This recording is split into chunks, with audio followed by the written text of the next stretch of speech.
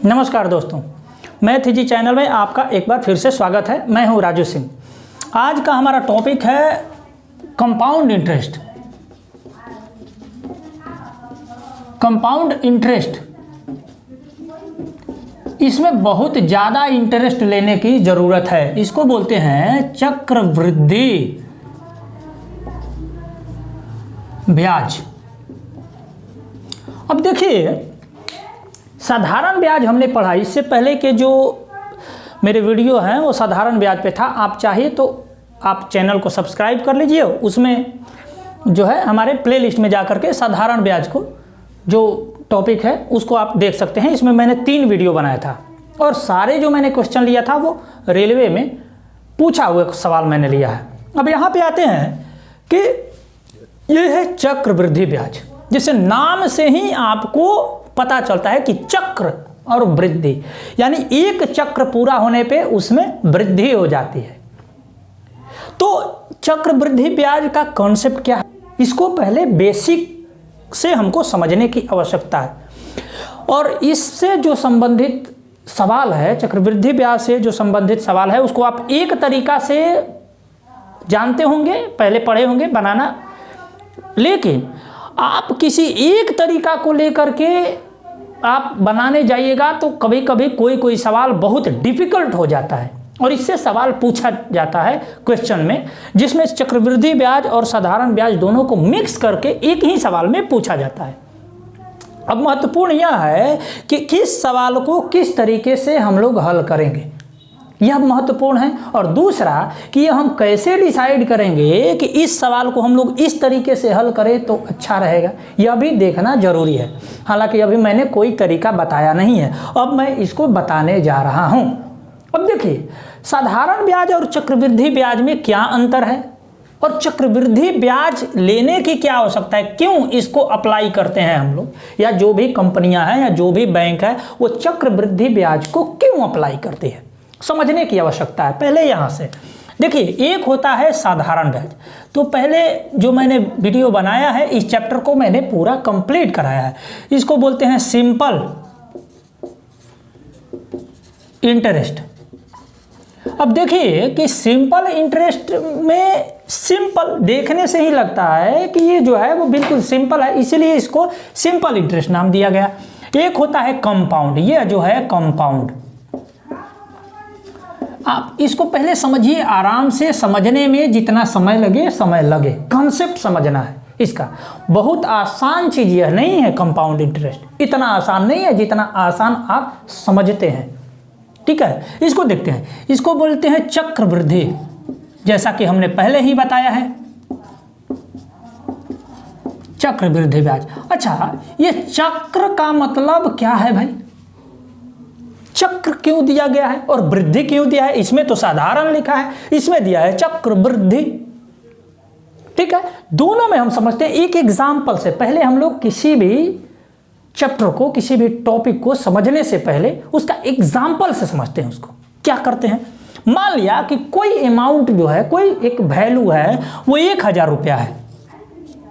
1000 रुपया से समझते हैं।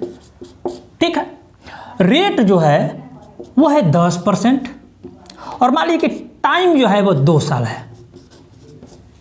ठीक है, यही कंडीशन हम कंपाउंड इंटरेस्ट में लेते हैं। इसमें भी है, प्रिंसिपल जो है 1000 रुपया है, रेट जो है वो 10% है और टाइम जो है वो 2 साल है। ठीक है, अब देखिए कि इसका जो फर्स्ट ईयर के लिए 2 साल के लिए है, तो फर्स्ट ईयर के लिए सिंपल इंटरेस्ट निकालते हैं, एसआई मतलब सिंपल इंटरेस्ट, साधारण ब्याज। तो फर्स्ट ईयर के लिए जब साधारण ब्याज निकालते हैं तो 1 साल के लिए 1000 पर 10% के हिसाब से कितना आया, 1000 गुने 10/100, कितना आ गया हमारा, 100 रुपया। दूसरे वर्ष में first year, SI for first year, first year इतना आ गया। अब वही चीज एसआई फॉर सेकेंड ईयर कितना हो जाएगा, इतना ही आएगा, क्योंकि 1000 हमने लिया है और सिंपल इंटरेस्ट में क्या है, ब्याज हर साल बराबर आएगा। तो यही 1000 का 10/100 यानी 10% हमारा ये भी हो जाएगा 100 रुपया। इधर भी 100 रुपया आया, इधर भी 100 रुपया, यानी टोटल कितना हो जाएगा 200 रुपया आपको ब्याज देना पड़ेगा 2 सालों में। ये हो गया सिंपल। अब आते हैं कंपाउंड पे। फर्स्ट ईयर के लिए लिखिए CI फॉर फर्स्ट ईयर कितना हुआ। इसमें भी 1 साल के लिए कंपाउंड इंटरेस्ट या सिंपल इंटरेस्ट दोनों का वैल्यू सेम आता है। आइए देखते हैं कैसे। ये 1000 रुपया हमने लिया है 10% के रेट से, तो ये आ गया 100 रुपया। 1 साल का मतलब कि चूंकि 2 साल इसमें मामला है, तो 1 साल बाद इसका साइकिल पूरा होता है। ये चक्रवृद्धि ब्याज, इसमें एक राउंड जो है जितना साल में कंपाउंडिंग बोलेगा, कितना संयोजित होता है, सालाना संयोजित होता है कि छमाही संयोजित होता है, यह भी सवाल में दिया रहता है।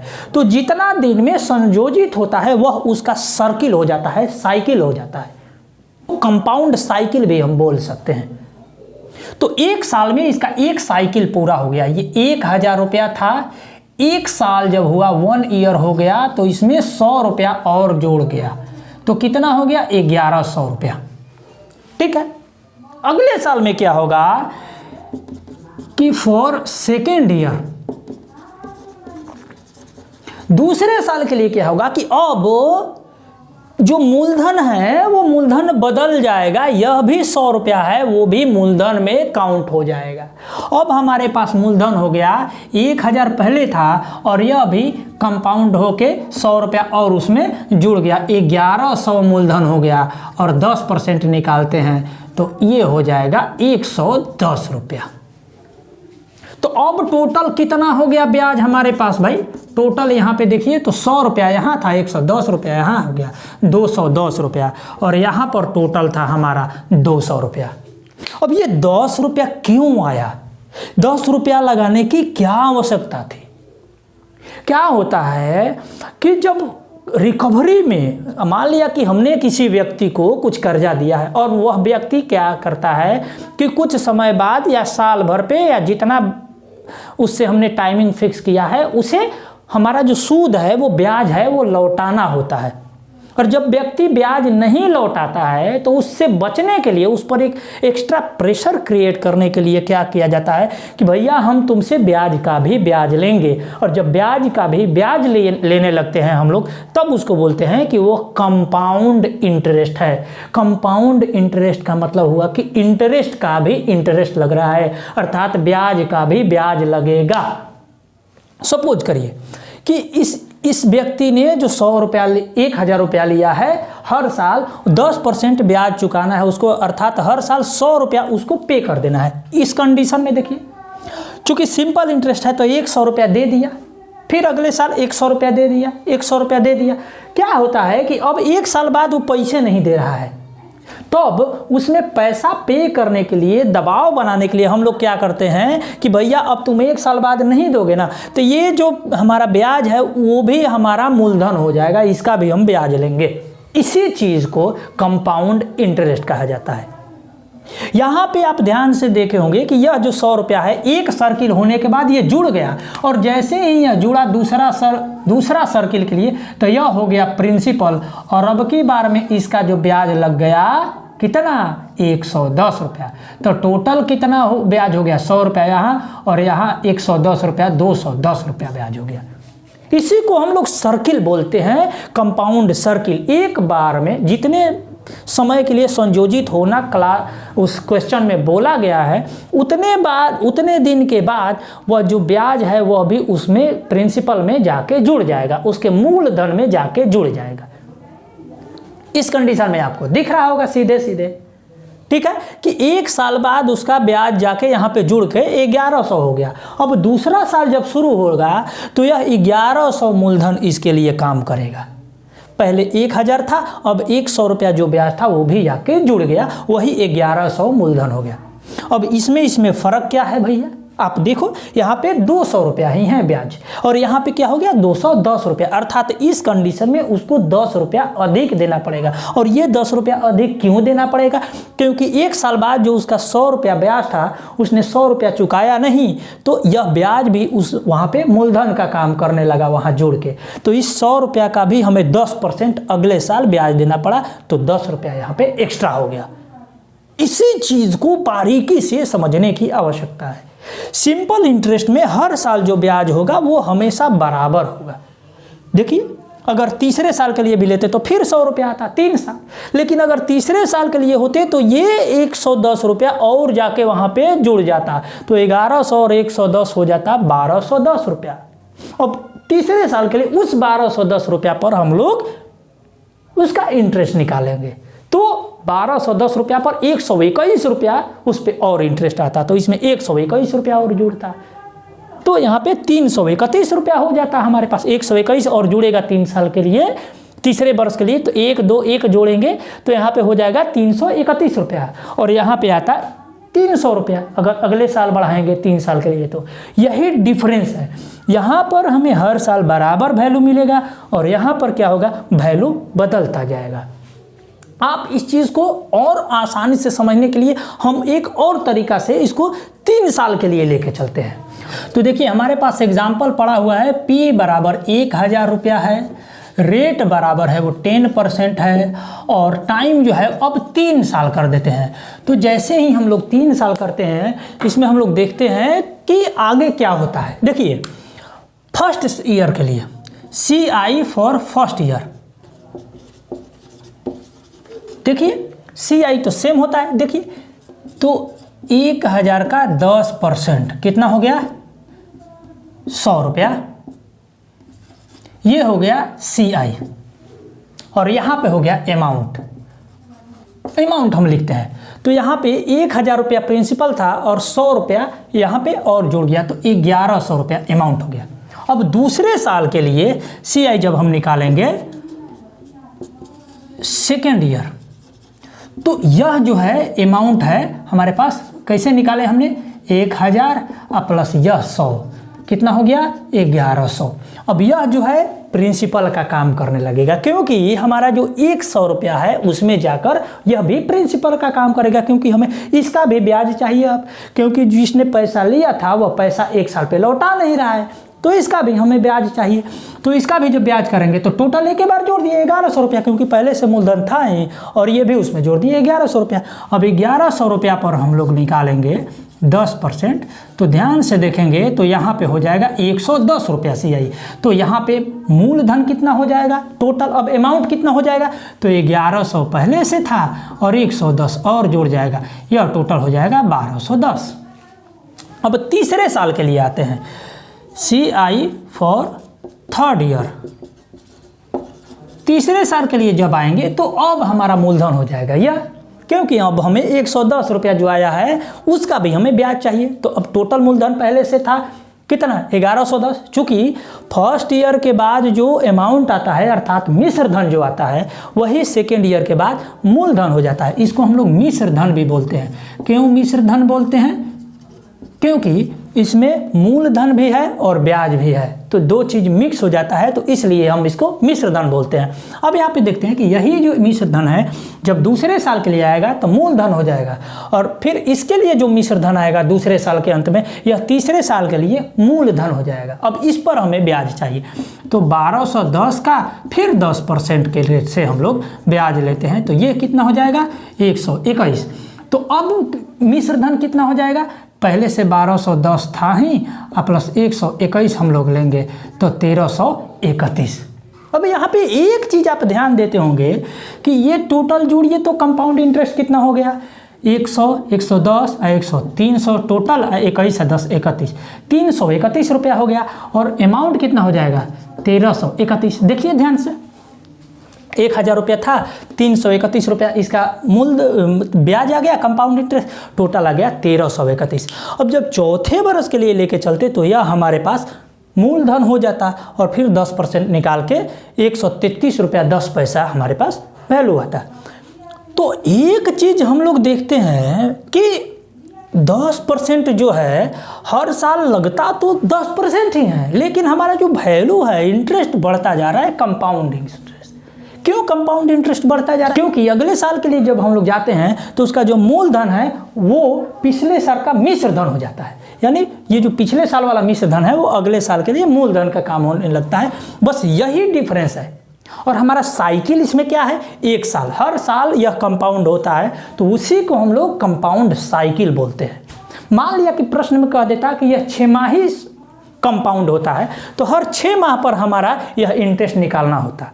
लेकिन उसमें क्या होता है कि जो रेट होता है, चूंकि यह रेट पूरा साल भर के लिए दिया हुआ है, लेकिन कंपाउंड हमें 6 महीना पर ही उसको मूलधन में उसका ब्याज को जोड़ते जाना है। कंपाउंड 6 मंथ होने के लिए के मतलब यह है कि हर 6 महीना बाद यह जो उसका मूलधन है उसमें हम लोग ब्याज को जोड़ते जाएंगे, हर 6 महीना बाद मूलधन में ब्याज को जोड़ते जाएंगे। इसका मतलब यह हुआ कि वह कंपाउंड 6 मंथ है, 6 महीने बाद ही उसको कंपाउंडिंग करते जाना है, जोड़ते जाना है। क्लियर हुआ यहाँ पर? मुझे नहीं लगता कि अब किसी में कोई डाउट होना है। लेकिन आमतौर पर प्रश्न में जो देगा यदि तो क्लियर करके देगा कि यह छमाही संयोजित होता है या साल वार्षिक संयोजित होता है या तिमाही संयोजित होता है, यह चीज स्पष्ट तौर पे देगा। ठीक है, अब इससे एक पैटर्न हम खोजने का प्रयास करते हैं कि इसमें क्या पैटर्न है। इसी सवाल पर हम लोग एक पैटर्न ढूंढने का प्रयास करेंगे। क्या पैटर्न है? सवाल को आसान बनाने के लिए। अब देखिए 10% है तो इसको 10/100 कर सकते हैं क्या? तो 10/100 को 1/10 लिख सकते हैं। 1/10 का मतलब कि हर 10 रुपया पर 1 रुपया हमको ब्याज मिलेगा, बस इतना ही समझना है। अर्थात तो प्रिंसिपल यदि 10 रुपया है तो CI कितना हो जाएगा? 1 रुपया।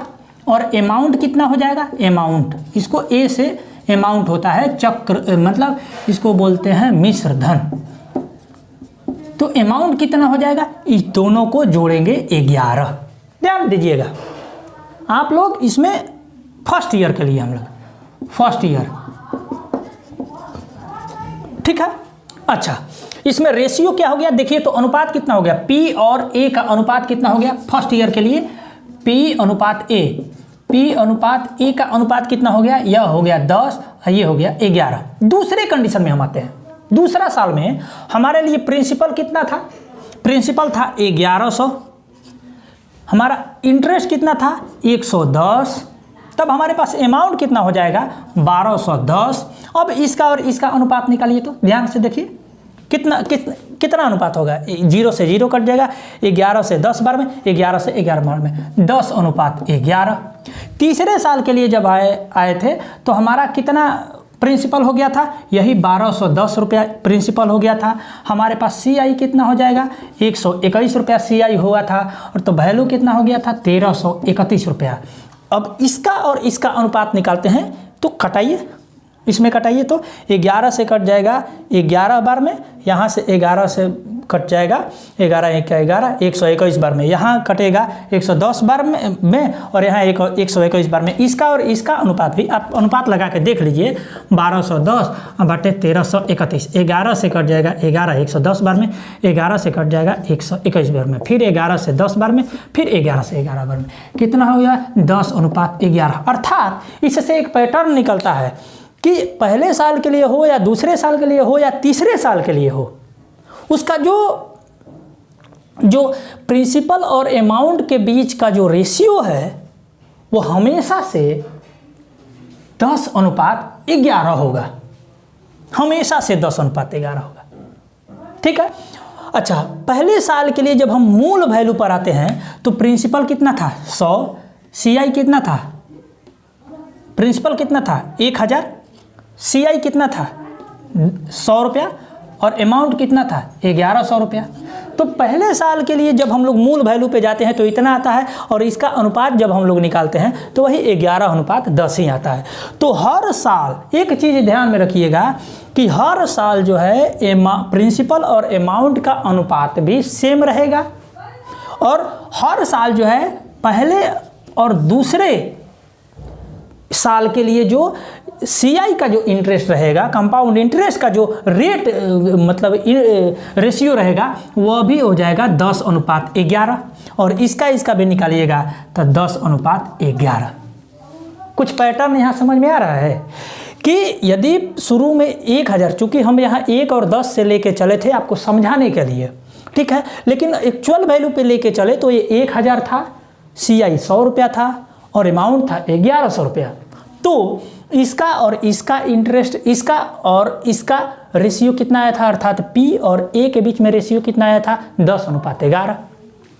ठीक है, उसी तरीके से दूसरे कंडीशन में प्रिंसिपल ये हो गया था और 110 रुपया हमारा ब्याज आ गया था, तो 1210 रुपया हो गया था। अब इसका और इसका अनुपात भी निकालेंगे तो 10:11 और इसका अनुपात भी निकालेंगे तो 10:11, अर्थात अनुपात सेम है। और P और A का अनुपात ही सेम नहीं है, अपितु पहले साल का जो किसी भी साल का जो कंपाउंड इंटरेस्ट है उसके पहले वाले साल का अनुपात भी वही आता है। देखिए ये पहले वाला में आया था 100, दूसरे बार में 110, क्या अनुपात आया, 10:11। फिर इसका और इसका अनुपात कितना आया, 10:11। फिर इससे अगले साल में आएगा 10:11। हर साल 10:11 है, अर्थात सेम आता है। ये ध्यान में रखना है कॉन्सेप्ट कि हर कंडीशन में पहले वाले साल का CI और दूसरे वाले साल का CI का जो अनुपात होगा वही आएगा प्रिंसिपल और अमाउंट के अनुपात, दोनों सेम आएगा। यह हमेशा ध्यान में रखिएगा कि CI फर्स्ट का मतलब क्या हुआ कि पहले साल के लिए कंपाउंड इंटरेस्ट, और CI सेकेंड का मतलब क्या हुआ कि दूसरे साल के लिए कंपाउंड इंटरेस्ट।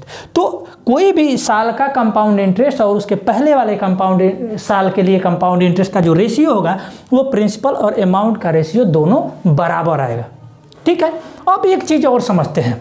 अब यह समझते हैं कि भैया जब यहाँ 10 था प्रिंसिपल तो अमाउंट कितना था, 11। ये ध्यान में रखिएगा। अभी और रिलेशन हम निकालते हैं, जब तक अच्छा से इसको समझ नहीं लीजिएगा तब तक परेशानी आएगी। अच्छा, अब दूसरे साल के लिए P और A का अनुपात कितना हो जाएगा, P और A दूसरे साल के लिए, ये फर्स्ट ईयर हो गया, ये सेकेंड ईयर हो गया।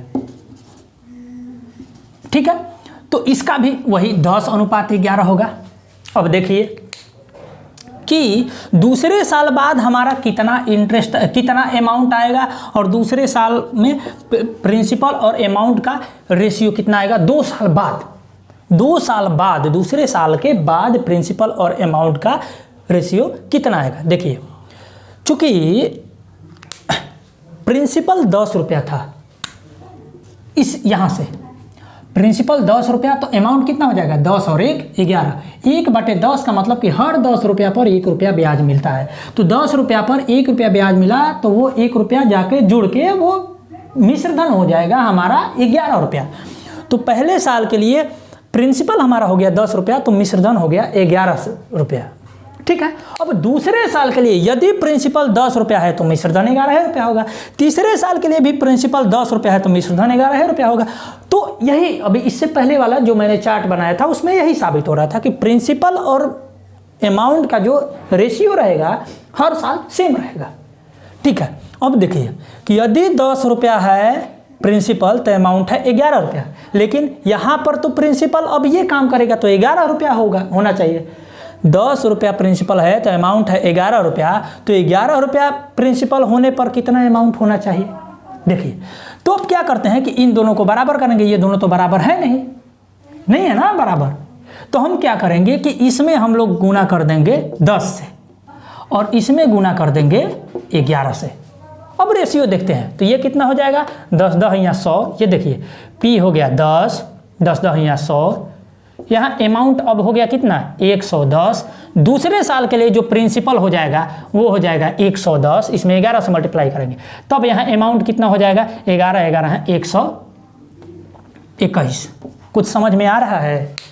यहाँ 100 रुपया था, वो 2 साल के बाद, ये फर्स्ट ईयर के लिए, ये सेकेंड ईयर के लिए, 2 साल के बाद 121 रुपया हो जाता है। अर्थात यदि पहले 10 रुपया था और इधर 11 रुपया था तो ये स्क्वायर हो गया 2 साल बाद। देखिए ये 100 रुपया हो गया, यह 121 रुपया हो गया। बस यही आपको समझना है कि फर्स्ट साल के लिए। अच्छा, इसको हमने ऐसा क्यों किया क्योंकि यह जो अमाउंट है वो अगले साल के लिए प्रिंसिपल का काम करने लगेगा। और हमारे पास वैल्यू क्या था, रेशियो क्या था कि प्रिंसिपल और अमाउंट का रेशियो हमेशा 10:11 था। तो पहले साल के लिए प्रिंसिपल और अमाउंट का रेशियो 10:11 था। दूसरे साल के लिए प्रिंसिपल और अमाउंट का जो रेशियो है, यहाँ रेशियो लगा देते हैं ताकि आपको समझ में आ जाए। प्रिंसिपल और अमाउंट का भी रेशियो 10:11 है, लेकिन दूसरे साल के लिए प्रिंसिपल 10 नहीं है, 11 है। तो इसको हमें बराबर करना पड़ेगा ना, 11 लाना पड़ेगा यहाँ पे, या इसको दोनों को बराबर करना पड़ेगा। तो बराबर करने के लिए इसमें क्या किए कि हमने 10 से इससे गुना कर दिए, और इसमें क्या किए कि हमने इससे गुना कर दिए ताकि बराबर हो गया। अब ये देखिए, ये हो गया 100, ये हो गया 110। दूसरे कंडीशन में दूसरे साल के लिए आ गया, यह हो गया 110 और ये हो गया 121। अब देखिए ये बराबर हो गया, ठीक है। तो यदि पहले साल 1000 रुपया 100 रुपया लगाया गया होता तो 2 सालों बाद जो है वह 121 रुपया आएगा। ये 100 रुपया 2 साल बाद होता है, वह 100 रुपया 2 साल बाद 121 रुपया हो जाता है। और 1 साल बाद कितना हो जाएगा, 10 रुपया लगाते तो 10 रुपया लगाते तो 11 रुपया होता। तो अगर प्रिंसिपल हमारे पास 10:11 था 1 साल के लिए, तो 2 साल के लिए कितना हो जाएगा, इस दोनों का स्क्वायर 100:121। देखिए 100:121। इसी तरीक़ा से यदि 3 साल के लिए हमें करता, 3 साल के लिए, तो 3 साल के लिए भी हम कर सकते हैं। तो क्यों, कैसा किया, इसके लिए कि इसको स्क्वायर कर दिया। और 3 साल के लिए कितना आता है, तो 1000/1331। अब उसको भी हम लोग करके देखेंगे। 3 साल के लिए भी आपको हम लोग करके देखेंगे। उसी सवाल पर 3 साल के लिए हम लोग लेके चलते हैं। तो देखिए फर्स्ट ईयर के लिए क्या हो जाएगा, 10 रुपया था तो 11 रुपया। सेकेंड ईयर के लिए क्या हो जाएगा, सेकेंड ईयर के लिए अब देखिए 10 रुपया था तो 11 रुपया हो गया, ठीक है। अब सेकेंड ईयर के लिए भी जो प्रिंसिपल और अमाउंट का रेशियो है वो हो जाएगा हमारे पास 11, कितना आया था 100 और 121। अच्छा, अब थर्ड के लिए निकालते हैं। अच्छा, सेकेंड ईयर में क्या आ गया हमारे पास, सेकेंड ईयर बाद 100:100 माने 100:121। अच्छा, लेकिन सेकेंड ईयर बाद थर्ड ईयर बाद जो है हमारे पी और ए का अनुपात तो वही रहेगा 10:11, ठीक है। यह पी और ए का अनुपात है और ये भी पी अनुपात ए का है। ये 2 साल बाद इतना आया है, अभी हमने निकाला, ठीक है। तो अब हमें 3 साल बाद निकालना है। तो 3 साल बाद भैया, 4 साल बाद, 5 साल बाद पी और ए का अनुपात हमेशा बराबर रहेगा। इससे पहले जो मैंने चार्ट बनाया था उसमें मैंने साबित भी किया था। तो अनुपात बराबर रहेगा। लेकिन यहाँ पर तो 121 है। 121 करने के लिए हम क्या करें भाई, देखिए यहाँ दोनों बराबर होना चाहिए तब ना हम करेंगे। तो इसमें हमने क्या किए, टोटल 10 से गुना कर दिए, और इसमें हमने क्या किया कि टोटल 121 से गुना कर दिया। कीजिए तो अब कितना आ गया वैल्यू, तो ये हो गया 10 से गुना करेंगे तो ये हो गया 1000, ये हो गया 1210, और ये 3 साल बाद जब 121 से गुना करेंगे तो ये 1210 हो गया, ठीक है। और नीचे भी आ गया 1210 और 121 से गुना करेंगे तो 11 की 1 हासिल 1, 11 दूनी 22 है, 1 23 की 3 हासिल 2, 11 2 1331। ये देखिए ये 3 साल बाद आया। अर्थात पहले साल के लिए यदि 10 था तो हो गया 11, दूसरे साल के लिए यदि इसको स्क्वायर करेंगे तो कितना हो गया 100, 121। तीसरे साल के लिए क्या हो गया कि 1000 यानी, और यहाँ हो गया 1331। अर्थात इसका हम लोग स्क्वायर करते जाते हैं, जितने साल के लिए है उतना पावर चढ़ाते जा रहे हैं। ये देखिए, ये 2 साल के लिए है तो पावर 2 कर दिए, 3 साल के लिए है तो पावर 3 कर दिए, 4 साल के लिए है तो पावर 4 कर देंगे। बस यही समझना है। अर्थात हर साल जो इस साल का कंपाउंड इंटरेस्ट और अगले साल का कंपाउंड इंटरेस्ट का जो रेशियो है उतना ही होगा जितना उसका प्रिंसिपल और अमाउंट का रेशियो होगा। यह चीज़ हमेशा ध्यान में रखिएगा, हमेशा कांस्टेंट रहता है प्रिंसिपल और अमाउंट के बीच का जो रेशियो है वो, ठीक है। इसी का इस्तेमाल करके हम लोग सवाल को बना सकते हैं, बहुत सारे सवालों को बना सकते हैं। अब देखिए 3 साल बाद यदि हम लोग 1000, इसका मतलब क्या हुआ कि ये प्रिंसिपल हुआ और ये अमाउंट हुआ। यदि 1 साल के लिए हम लोग 10 रुपया लगाते 10% के रेट के अनुसार तो 11 रुपया हो जाता। अगर 1 साल के लिए 2 साल के लिए हम लोग 100 रुपया लगाते तो 121 रुपये होता। 3 साल के लिए यदि 1000 रुपया लगाते तो 1331 रुपया होता, अर्थात इसमें 331 रुपया ब्याज मिला। इसमें हमें 21 रुपया ब्याज मिला 100 रुपया पर, ठीक है, और इसमें हमें मिला 1 रुपया ब्याज 1 साल पर 10 रुपया पर। यह समझना बेहद ज़रूरी है। और हम लोग जब सवाल बनाएंगे तो इसी तरीके से बिल्कुल आसान तरीक़ा से हम लोग बनाएंगे। वो पुराना जो मेथड है, जो बहुत सारा फार्मूला होता था, उसका भी हम ये नहीं कह रहे हैं कि उसको पढ़ना ज़रूरी नहीं है, उसको भी पढ़ना ज़रूरी है। कई बार हमें उसका ज़रूरत पड़ता है। अब यह हमें देखना है कि उसका ज़रूरत कब पड़ेगा और इसका ज़रूरत कब पड़ेगा। महत्वपूर्ण चीज़ है डाटा। प्रश्न में डाटा क्या दिया हुआ था, डाटा मतलब क्या, डाटा नहीं, वो डाटा नहीं, वो उसमें अंक क्या दिया हुआ है, उसके अनुसार हम लोग डिसाइड करेंगे। कई तरीके से अलग अलग लोग अलग अलग तरीके से कंपाउंड इंटरेस्ट के सवालों को बनाते हैं, लेकिन हम जो है इसी सिंपल तरीके से बनाएंगे और सवालों को हल करेंगे, ठीक है। और दूसरा तरीका होगा वो भी आगे हम लोग देखेंगे। वो तरीका खास करके तब आएगा जब compounded half yearly, compounded quarterly, इस तरीके का जब सवाल आएगा, उस कंडीशन में हम लोग और दूसरे तरीके का इस्तेमाल करेंगे, ठीक है। बेसिकली क्या होता है कि कंपाउंड इंटरेस्ट में इंटरेस्ट का भी इंटरेस्ट काउंट होता है, और सिंपल इंटरेस्ट में जो एक बार इंटरेस्ट होता है पहले साल के लिए, वही इंटरेस्ट हर साल लगता है, क्योंकि उसमें इंटरेस्ट का इंटरेस्ट काउंट नहीं होता, ब्याज पर ब्याज नहीं रहता लगता। यही कंपाउंड इंटरेस्ट और सिंपल इंटरेस्ट में मूल अंतर है, ठीक है। इसको समझना बेहद ज़रूरी है। और क्या इसमें से हम लोग निष्कर्ष में निकाले कि देखिए, किसी भी साल का CI कंपाउंड इंटरेस्ट, मान लिया कि पहले साल का कंपाउंड इंटरेस्ट और दूसरे साल का कंपाउंड इंटरेस्ट का जो रेशियो होगा वो हमेशा बराबर होगा प्रिंसिपल का और अमाउंट के रेशियो से। ये ध्यान में रखिएगा, हमने निकाला भी। अब इसी में भी देखिए ना, इसी में भी देखिए, इसमें 110 आएगा, इसमें 121 आया, इसमें 331 आया, ठीक है, कंपाउंड इंटरेस्ट। तो इस तरीके से वो हमारा जो रेशियो है वो हमेशा बराबर होगा। पहले हमने चार्ट में भी इसको बताया, ठीक है। चलिए अब प्रश्नों पर हम लोग चलते हैं और आराम से छोटा सा सवाल उठाएंगे ताकि आप लोगों को समझ में आए। और ये ज़रूरी नहीं है कि हम लोग बहुत ज़्यादा सवाल लें, महत्वपूर्ण यह है कि हम लोग कॉन्सेप्ट समझे पहले वीडियो में। दूसरे जो वीडियो आएंगे पार्ट 2, पार्ट 3, उसको हम लोग आसानी से हल करेंगे, प्रश्नों को लेंगे, ठीक है। देखिए, हमने पहला नंबर सवाल लिया है, यह RPF कांस्टेबल में 18/1/2019 को पूछा हुआ सवाल है। आसान सा सवाल लिया है ताकि आपका कॉन्सेप्ट और क्लियर हो सके। हालांकि उतना भी आसान नहीं है जितना आप आसान समझ रहे हैं।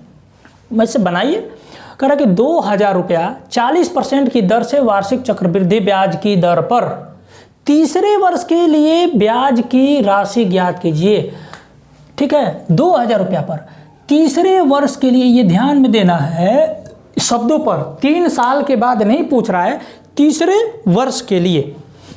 अच्छा, 40% का मतलब क्या होता है पहले बताइए। 40/100, इसको काटेंगे तो कितना आ जाएगा, 2/5, अर्थात 5 रुपया पर 2 रुपया उसको ब्याज हो गया। तो इसको जोड़ देंगे तो कितना हो जाएगा, 7:5 हो जाएगा। क्या यह हो जाएगा अमाउंट और यह हो जाएगा प्रिंसिपल। ये ले जाके 2 जो है 2 रुपया ब्याज मिला, इसको ले जाके ऊपर जोड़ दिए। तो हमेशा अमाउंट और प्रिंसिपल का जो रेशियो हुआ वह कितना हुआ, 5:7, 5:7 प्रिंसिपल और अमाउंट का रेशियो। तो अब देखिए, चूंकि 1 साल के लिए आता है, ये टाइमिंग हो गया फर्स्ट ईयर के हो गया 5:7, तो 2 साल के लिए कितना हो जाएगा, इसको स्क्वायर करेंगे 25:7 ठीक उसी प्रकार 3 साल के लिए जब हम लोग लेते हैं तो इसका क्यूब करते हैं 125:343। अब हमसे ये बताइए कि यदि 25 रुपया है प्रिंसिपल, ये 2 साल बाद ये प्रिंसिपल हो जाता है और यह अमाउंट हो जाता है। ये प्रिंसिपल और अमाउंट का अनुपात हम निकालते हैं। देखिए, इसको हम लोग शॉर्ट में बनाएंगे, बिल्कुल आराम से बनाएंगे ताकि आपको समझ में आए। कह रहा है कि 1 साल बाद प्रिंसिपल और अमाउंट का अनुपात हो गया 5:7, 2 साल बाद प्रिंसिपल और अमाउंट का अनुपात हो जाएगा 25:49 और 3 साल बाद प्रिंसिपल और अमाउंट का जो अनुपात हो जाएगा 125:343। ठीक है। अब जब हम लोग इसको आगे जब हम लोग ये करते हैं तो हमारे पास पूछ रहा है कि मगर प्रिंसिपल जो है वो 2000 है, ये भी 2000, तो प्रिंसिपल को हमें 2000 बनाना है। फर्स्ट ईयर के बारे में हमें चर्चा ही नहीं करना है, क्योंकि ये कह रहा है कि तीसरे वर्ष के लिए दूसरे वर्ष से तीसरे वर्ष पर ब्याज कितना मिला, इसका डिफरेंस हमसे पूछा जा रहा है। ध्यान से देना है, ध्यान देना है इस पर। तो भैया हमारा जो प्रिंसिपल है वो है 2000, तो इसको 2000 हमें बनाना होगा। तो 2000 कैसे बनाएंगे? इसमें कितना से गुना करेंगे? 40 से, और इसमें 2000 गुना करने के लिए कितना से गुना करेंगे? 16 से करेंगे ना। ये 40 से गुना करेंगे तो 25 चौका 100 नहीं 80 से, माफ़ करिए, यहाँ 80 से गुना करेंगे।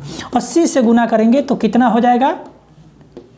ये 25 200, 2000 रुपया। और इसमें 16 से गुना करेंगे तो 125 में 16 से गुना करेंगे तो ये भी 2000, अर्थात यह मूलधन हमारा 2000 रुपया हो गया।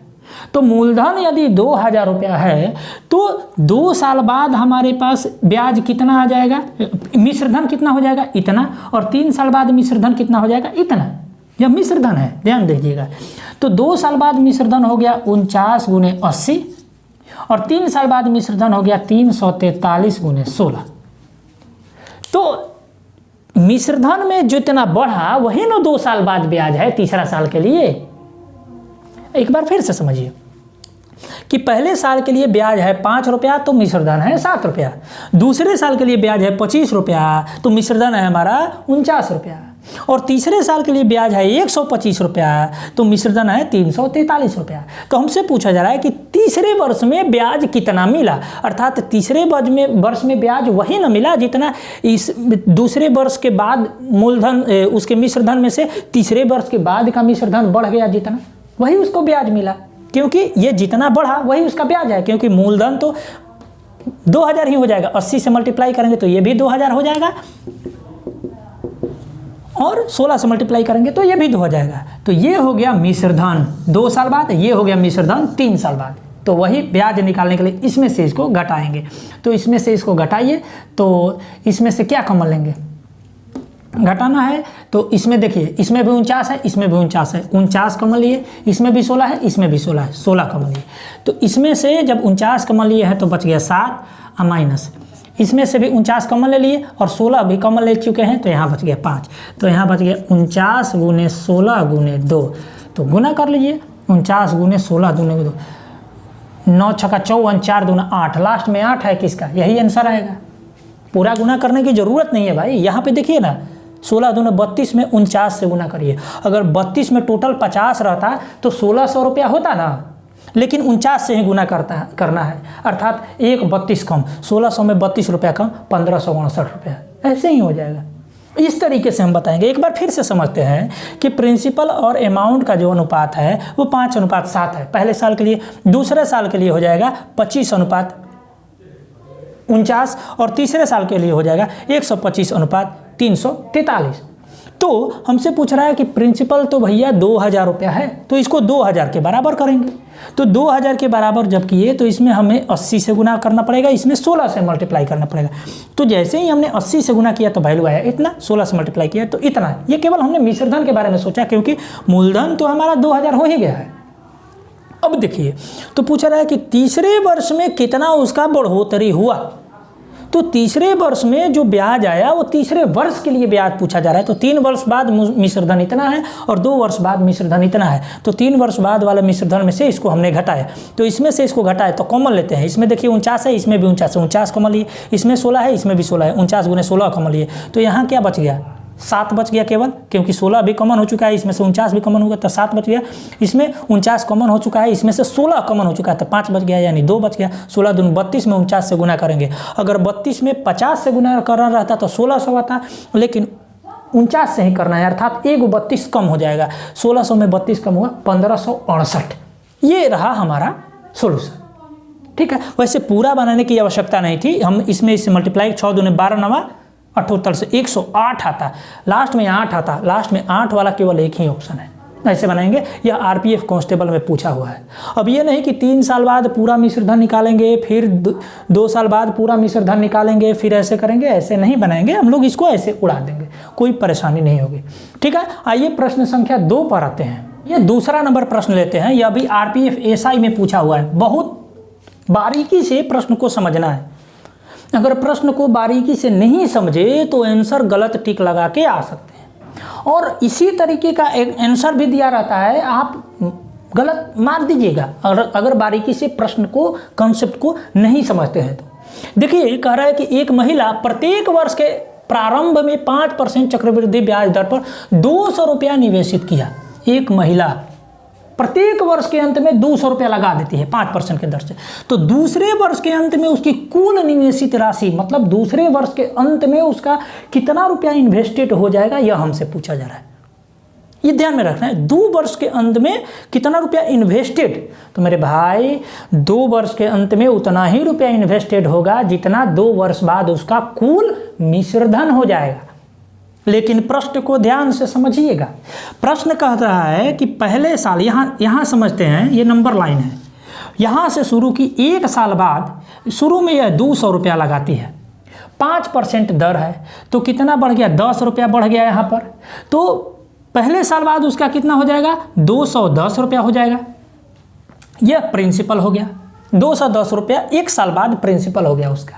अब क्या करती है कि हर साल के प्रारंभ में 5% दर पर 200 रुपया निवेशित कर देती है। अब यहाँ पे 200 रुपया और इसने लगा दिया। अब कितना हो गया हमारे पास प्रिंसिपल, 410 रुपया। ये समझने वाली बात है। ठीक है, 200 रुपया लगाया 5% के दर से, तो 10 रुपया उसका बढ़ गया, तो 210 रुपया हो गया। अब क्या कर रहा है कि एक महिला प्रत्येक वर्ष के प्रारंभ में 5% के दर पर 200 रुपया निवेशित किया। प्रत्येक वर्ष के प्रारंभ में, हर साल जब वर्ष शुरू होता है तो 200 रुपया डाल देती है, हर साल जब वर्ष शुरू होता है तो 200 रुपया डाल देती है। यह कॉन्सेप्ट है, सवाल में यह पूछा जा रहा है। तो यह पूछा जा रहा है कि 2 साल के बाद उसका टोटल अमाउंट, यह यहाँ पे अमाउंट हो जाएगा क्योंकि इसके बाद का पूछ नहीं रहा, तो अंत में जो कितना अमाउंट उसका इन्वेस्टेड रहेगा यह हमसे पूछा जा रहा है। देखिए, तो पहले साल 200 रुपया लगाई थी, 10 रुपया ब्याज हो गया, तो टोटल हो गया 210 रुपया। अब क्या किया कि 200 रुपया और डाल दी, तो कितना हो गया, टोटल 410 रुपया हो गया। अब यह 410 रुपया 1 साल बाद उसका इन्वेस्टेड हो गया। अब क्या किया कि इस पर भी 5% उसको ब्याज मिलता है, तो इसका 5% ब्याज मिलता है, तो कितना हो जाएगा, 20 रुपया 50 पैसा हो जाएगा। इसका 5%, तो इसमें 20 से डिवाइड करेंगे, बस 5% निकालना होगा, तो 5% का मतलब होता है 1/20, तो इसका 1/20 करेंगे तो 20 रुपया 50 पैसा आ गया। और यह 410 रुपया तो था ही ना भाई पहले से, तो ये 410 रुपया और हो जाएगा, तो 430 रुपया 50 पैसा टोटल इन्वेस्टेड अमाउंट इसका रहेगा भैया। यह समझने वाली बात है कि 2 साल बाद उसका टोटल कितना रुपया इन्वेस्टमेंट हो जाएगा, 430 रुपया 50 पैसा। अब इस 430 रुपया 50 पैसा तीसरे साल के लिए प्रिंसिपल का काम करेगा, न बल्कि ये इसमें 200 रुपया और मिला देगी। ठीक है, हर साल जब इसका कंपाउंड खत्म होता है तो 200 रुपया और ऐड कर देती है। बस यही सवाल में पूछा जा रहा है कि हर वर्ष के, प्रत्येक वर्ष के प्रारंभ में 200 रुपया निवेशित कर देती है। ठीक है, तो पूछा जा रहा है कि 2 वर्ष के अंत में, दूसरे वर्ष के अंत में, दूसरे वर्ष के अंत यहाँ हो गया, यहाँ पर हुआ पहले वर्ष के अंत, यहाँ हो गया दूसरे वर्ष के अंत। दूसरे वर्ष के अंत में उसका कितना राशि निवेशित रहा, इतना रुपया उसका इन्वेस्टेड है, और यही हमसे सवाल पूछा जा रहा है। बहुत लड़का क्या करेगा कि बस ये 210 रुपया हो गया, फिर इस पर 5% निकालेगा और यहाँ ले जाके जोड़ देगा। ऐसा नहीं करना है। खैर मनाइए कि यहाँ पर उतना वैल्यू नहीं दिया हुआ था, नहीं तो बहुत लड़के गलत आंसर टिक करते। ठीक है, इस तरह के सवालों को बारीकी से समझना है, तब जवाब देना है, अन्यथा आप प्रश्न पत्र को गलती रंग के आ जाइएगा उस प्रश्न को। ठीक है, आइए तीसरा नंबर प्रश्न को लेते हैं। आरआरबी जेईई में 25/5/2019 को पूछा हुआ प्रश्न है। इसमें सिंपल सा ही है, बहुत घबराना नहीं है। इसमें कह रहा है कि किसी निश्चित धनराशि को चक्रवृद्धि ब्याज पर निवेशित किया गया, 2 वर्षों के लिए 4% वार्षिक चक्रवृद्धि ब्याज की दर से यह राशि 338 रुपया हो जाता है। यानी कितना रुपया लगाया गया था यह हमसे पूछा जा रहा है। तो राशि ज्ञात कीजिए, कितना रुपया लगाया गया था कि 2 वर्ष में 4% चक्रवृद्धि ब्याज पर बढ़ करके 338 रुपया हो गया। अब महत्वपूर्ण चीज़ यह है कि भाई 2 वर्ष में यह रेट जो है 4% है, कोई बात नहीं है। तो 4% का मतलब हो गया 4/100 अर्थात 1/25 हो गया, अर्थात हर 25 रुपया पर 1 रुपया इसको ब्याज मिलता है। यह समझने वाली बात है।